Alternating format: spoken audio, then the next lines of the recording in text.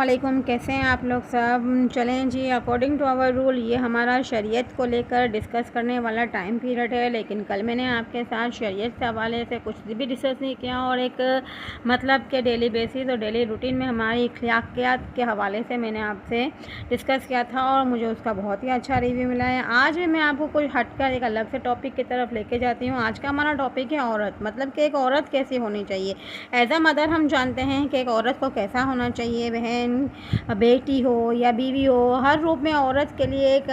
شریعت نے جو بیان کیا ہے مقام ہم وہ جانتے ہیں، لیکن ایک عورت کو کیسا ہونا چاہیے اس کے متعلق آج میں آپ کے ساتھ ڈسکس کرتی ہوں۔ دا ڈیفینیشن آف وومن کیا ہے وہ میں آپ کو ایک اچھی طریقے سے ڈسکرائب کرتی ہوں۔ ایک محفل میں ایک خلیفہ بیٹھے ہوئے تھے، وہاں پر اس خلیفہ عبد المالک سے عبداللہ بن مسعود الفراری نے پوچھا کہ کیا آپ کو پتہ ہے کہ عورت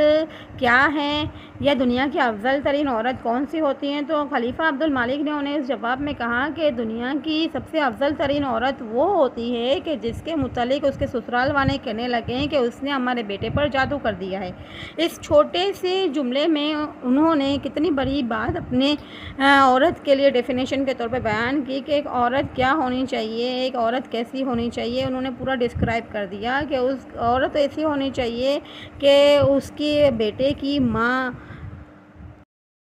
یا بہن کا بھائی ہو، مطلب کہ کہنے کا مقصد ہے کہ اس فیملی کے جتنے بھی ممبرز ہوں، لیکن اس کا اپنے ہسبینڈ کے ساتھ جو رویہ ہو وہ ایسا ہو کہ وہ اس کے کھانے سے لے کر، پینے سے لے کر، اٹھنے سے لے کے، بیٹھنے سے لے کے، سونے سے لے کے، حتیٰ کہ اس دن کی شروعات سے لے کر رات کے سونے تلک کا وہ اتنا اس کا خیال رکھے کہ مرد جب آنکھ کھولے تو اسے اپنی بیوی چاہیے ہو، اور وہ جب سونے لگے تب اسے اپنی بیوی چاہیے، وہ گھر آئے تو اسے اپنی بیوی نظر آنی چاہیے، مطلب کہ وہ ہر وقت اپنی بیوی کا ہی گن گاتا رہے۔ تو جسے دیکھ کر اس کی فیملی ممبرز کہنے لگے کہ بھائی اس نے کیا اس پہ جادو کر دیا ہے کیا، کہ وہ ہر وقت اسی کے گن گاتا رہتا ہے۔ مطلب بیوی کے اندر، ایک عورت کے اندر وہ کوالٹی ہونی چاہیے کہ وہ جس مرد کے لیے اس گھر میں لائی گئی ہے، اس مرد کے اوپر اس کا اتنا قابض، اتنا قبضہ ہو جانا چاہیے کہ اس مرد کو اپنی بیوی کے علاوہ کوئی نظر نہیں آنا چاہیے۔ یہ ہوتی ہے ریئل عورت، جو اپنے مرد کو اپنے اوپر اتنا